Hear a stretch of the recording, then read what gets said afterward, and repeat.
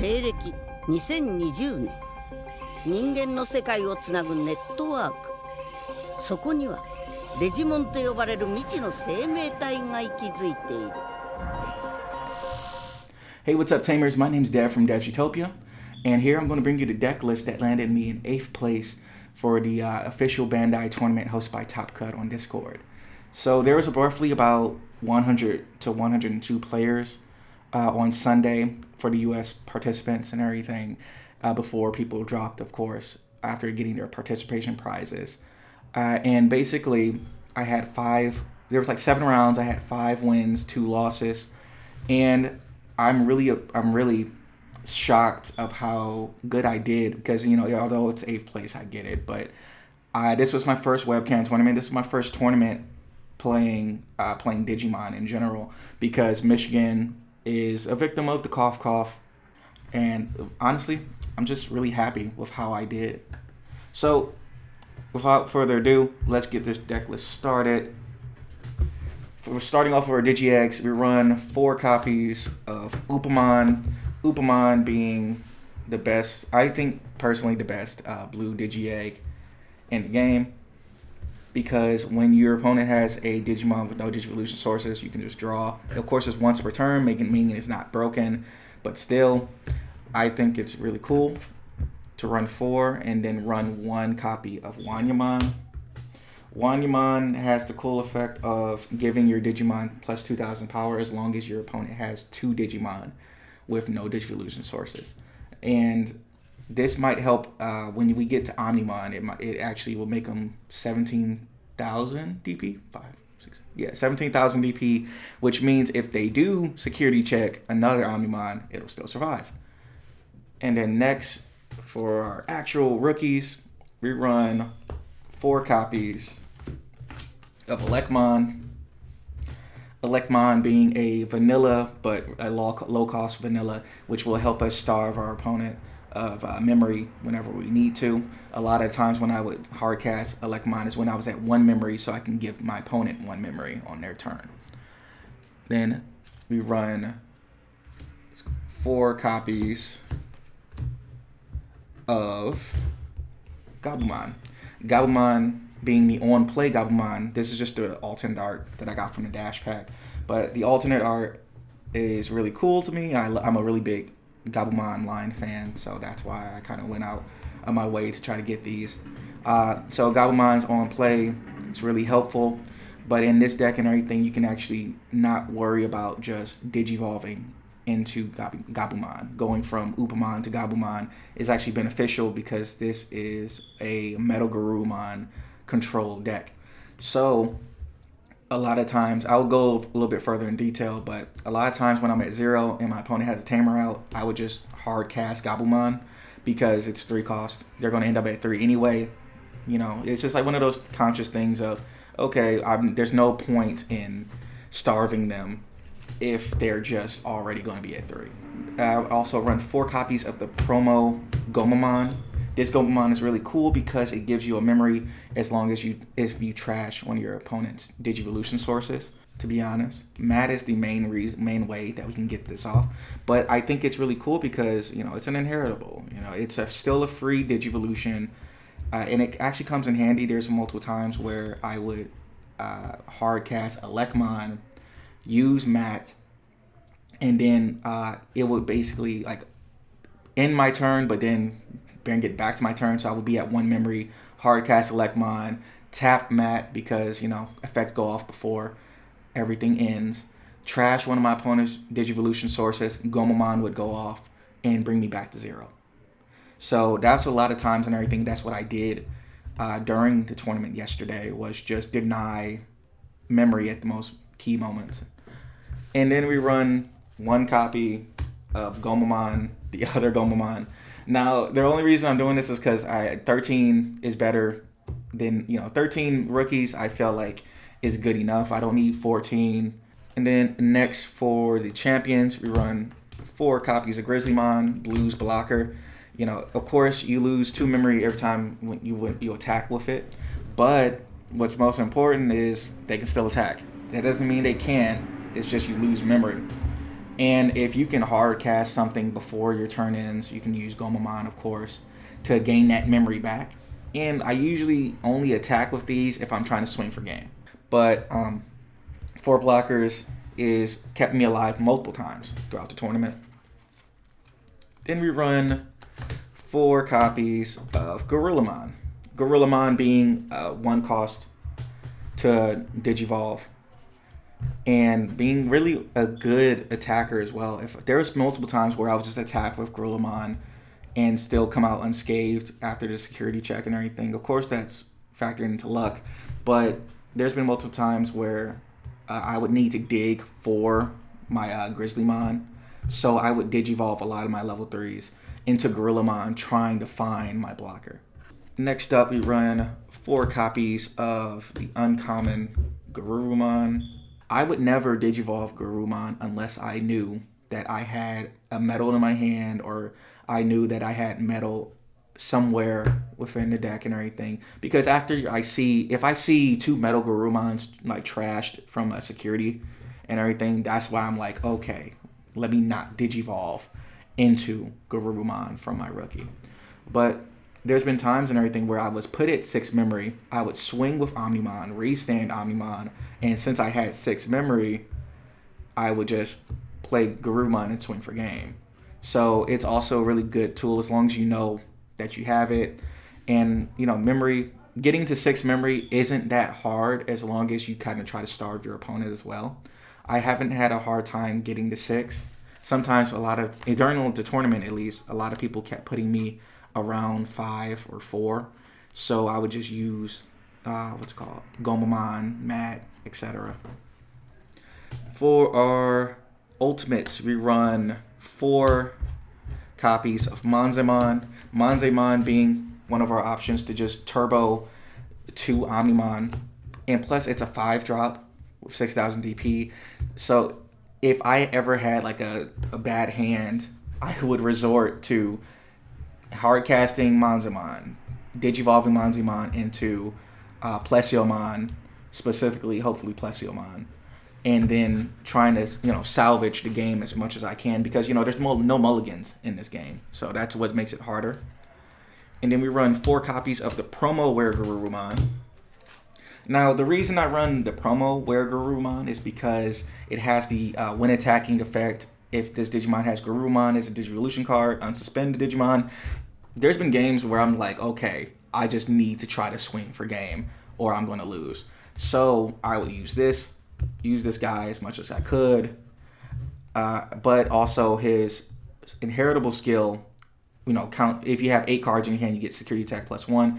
I felt like that was more beneficial for me, because a lot of times when I'm playing with my friends, when I test play with my friends, and they know that I had the trial deck Weregurumon, they would make sure to Digivolve everything. And this deck doesn't have a good way to just get rid of Digivolution sources other than Matt. Take it or leave it. I think maybe in the future I might run 2 of the promo and 2 of the trial deck just to see how I like it. But right now I'm just running. Sunday I just ran the 4 promo. Then on to our megas, we run 4 copies of Metal Gomumon. Although this is an Omnimon deck, I've won many games without even playing Omnimon. I won a few games. I won my first 2 best 2 out of 3 games just using Metal and not relying on Omnimon. With that being said, we also run 3 copies of Plesiomon. Plesiomon being the trial deck. Plesiomon is 2 to Digivolve and a 10-drop. There's been times where my hand has been god awful, but I tried to salvage the game by just playing Plesiomon from hand, and it actually kind of worked out. It was able to make me either just not lose entirely until I could dig for my rookies and etc. There has been times where bricking was getting annoying, but honestly, Plesiomon kind of saved my butt. I only run it at 3 because I want to make sure that I don't rely on it too heavily. And plus, we also run 1 copy of Volcanodramon. Oh, wait. Yeah, there we go. Volcanodramon. So, On play, delete all your opponent's Digimon with 4,000 DP or less. That's really important against Purple, and it's really important against Rookie Rush. This, fun fact that this one-of tech was suggested by Zenitsu. We were like doing some test games and everything, but like 2 days or 3 days before the event one night, and I was running Puppetmon, and he was just like, "Why are you running Puppetmon?" And he like, what's it called? He's such a cool guy and everything for just suggesting and trying to help me out. But he was just like, yeah, just run Volcanodramon, and then run, then you can Digivolve it into Omnimon and everything if you have to, and plus you can just slow down your opponent. And when I say that advice came in clutch, because I was going to lose, I believe one of my games, because if I didn't play Volcanodramon saved me because he had like 3 attacks. I had 2 security, and I just said Volcanodramon. Now you only have 1 attack, and he's like, oh dang, I actually probably could have won that. I was like, yeah, you probably would have. So I didn't deny it. I was like, yeah, you probably would have if I didn't have this in hand. But it's a 1-of because I don't want to clutter the deck with too many red cards and everything. I don't think it's, and plus with Omnimon, you can bounce this card back to hand and everything, so I don't really feel as if you need more than 1. Then we're going to run 3 copies of Omnimon. I'm a firm believer that 3 copies of Omnimon is a good idea because you don't want to see Omnimon too much, and that's why I have that one singular Gomumon, because that at first was me running 4 Omnimon. I just felt like I saw Omnimon way too much, so that's why I cut it down to 3 and then increased my rookies from 12 to 13. And honestly, I'm really satisfied with the amount of times that I saw Omnimon, as well as the amount of times that Omnimon saved me because it was in the security at the right time. Now, when it comes to option cards, we run 2 copies of Matt Ishida. Now, this is the 4 cost that basically says at the start of turn, bring me back to 3 memory. But also, its secondary effect is really cool because this is what I was talking about when it comes to playing into Gomumon. You rest, if you play something from your hand, and you can rest Matt and trash one of your opponent's Digivolution sources. One time I played Alekmon, rested Matt, and then trashed a level 6 that my opponent had under Omnimon so he couldn't restand and swing again. I think that was the best play I've ever made during that tournament, personally. And, with that, although I didn't have Gomumon as one of my inheritables, I still felt like it saved my butt. And I feel as if 2 Matt is good enough. I don't think you need 3, personally. And then last but not least, we run 4 copies of Hammerspark. This is the entire deck list. Of course, like I say in my Vanguard videos, this is just a template. Do what you will. Hey, what's up, Tamers? It's Dev again. I just wanted to give you guys some tips and tricks before I end the video. I know in the actual deck profile itself, I didn't really explain a lot of the combos and everything, so this is what this end is for. So a lot of times and everything, we run 4 Upamon, but whenever there is you hatch and then there's a Wanyamon, you really want to make sure, honestly, like I had a little bit of favoritism of turboing Wanyamon into Omnimon by going Alekmon, Gorillamon, Monzemon, Plesiomon, and then Omnimon. Because, when Wanyamon is only really there because he gives the power boost if your opponent has has 2 Digimon with no Digivolution sources. And we're not trying to do anything special off of Wanyamon. We're not trying to have Metal be on Wanyamon because we won't get the draw from Upamon. So if we can, we avoid Digivolving into Metal when we have a Wanyamon as the Digi-Egg. Besides that, when we're on Upamon, right, sometimes when we're on Upamon, we won't be able to get to Turbo. We don't really want to Turbo into Omnimon from Upamon sometimes. And honestly, I've found that if you have Metal in your hand, or if next turn you have Metal in your hand, sometimes it's best to go into Upamon, to Gabumon, to Garurumon, to Monzemon, or Were Garurumon.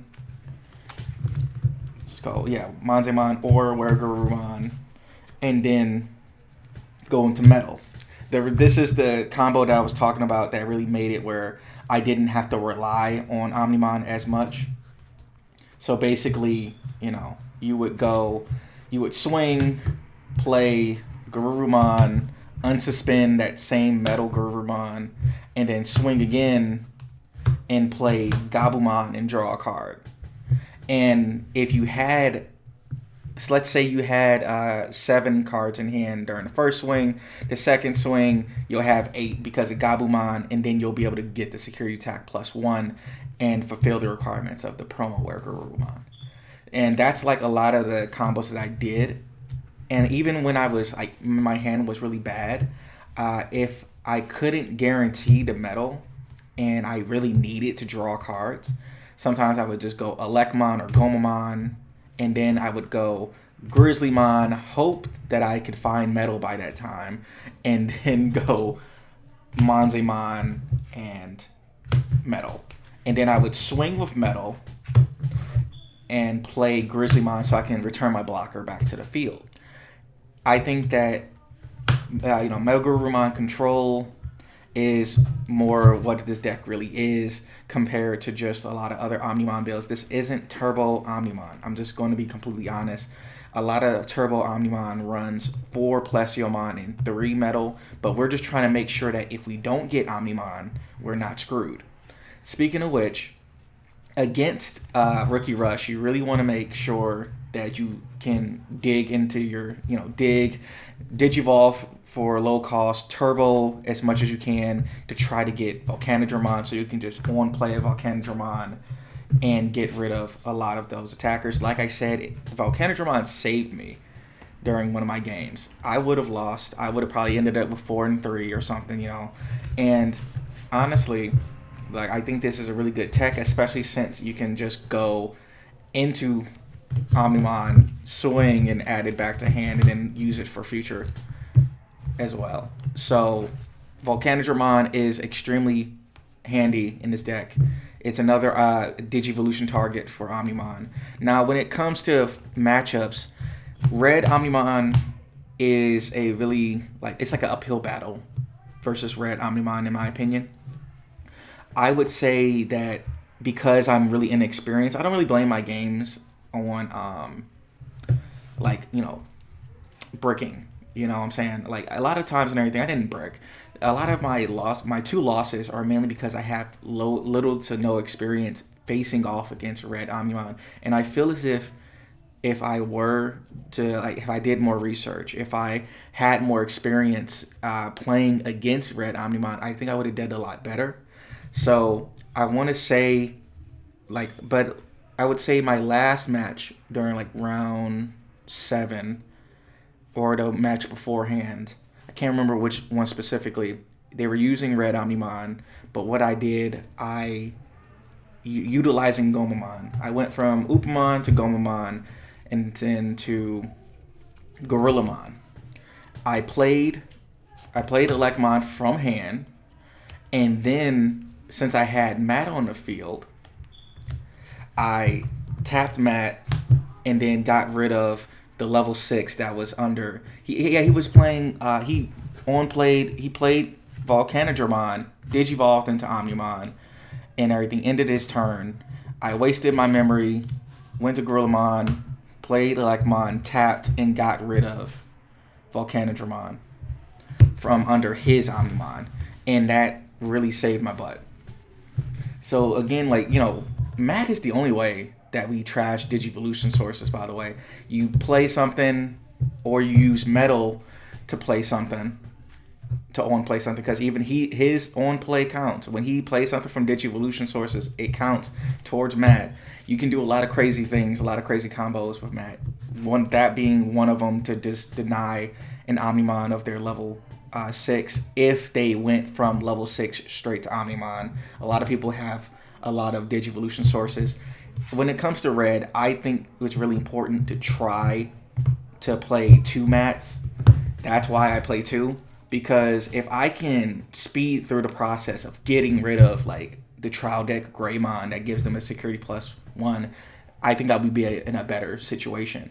And when it comes to going against I would say purple. Although, yeah, we have some people are saying that that blue has a good matchup against purple, but on some real stuff and everything, you got to really make sure you don't mess up and be overconfident. So they have like, I think it's called Trump Sword. It's like a 7 cost, but it's like it's similar to Gaia Force. The only difference is I think it has to be an unsuspended Digimon. So since Trump Sword only can target unsuspended Digimon, you want to make sure that at the end of your turn that all of your important cards are suspended. But that's just, that's easier said than done because you got to worry about Devimon that has retaliation. I believe retaliation is the keyword, where basically if they attack something, they die. The person that killed them dies too. Like vengeance or something. I can't remember. I'll pop it up on the screen. But what really saved my butt, I know some people might consider it a misplay or whatever. If I had Arrested Metal and I knew I had Omnimon in my hand, the last thing I need to do is let them use Devimon to attack my metal, and then they both go away. So I would have Grizzlymon on the field, or I would make sure to Digivolve my Alekmon or anything. Like, my Alekmon or my Gomumon into Grizzlymon. Their turn rolls by, they're using Devimon to attack my metal, and then I would just guard. Now, depending on what was under my metal Gomumon, I would guard. So if it was just I hard cast it, of course I'm not going to protect this thing. It has nothing to do.